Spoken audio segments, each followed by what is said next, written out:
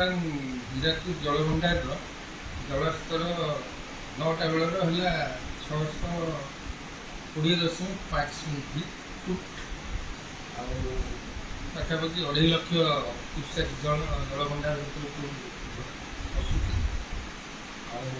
power channel और अन्य channel मध्यम 30 ରୁ 35 हजार माने निष्कासित हो बर्तमान आमर अपर लिमिट आज डेट रहा था 623 फुट बर्तमान आम 620.5 फुट जेहेतु आगे आईएमडी आकलन कर 25 तारीख में गोटे लघुचाप हो पारे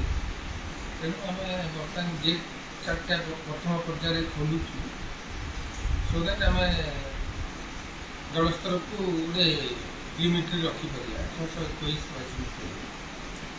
जहाँद्वारा आम पाखे 8 फुट गोटे कुशन रही लघुचाप आसे मुकाबला कर बर्तमान 4टा गेट खोलुचु तलमुंडे बन्या परिस्थिति सृष्टि होगा नहीं कौन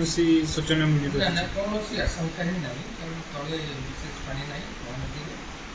और ये 4टा गेट बर्तमान स्थिति 60,000 और 30,000 पावर चैनल में रोचे लक्ष्य भितर बढ़े भी विशेष बढ़ला भाया जना पड़े तले बन्यार स्थित कौन संभावना है आज कंटिन्यू साइरन बीप करुची सतर्क सूचना दि जाऊँगी कौ मुहूर्त खोल नहीं कौन स्पष्ट अर्डर आम देदेलुनि 10:30 खोलिया बर्तमान से आरंभ करूँ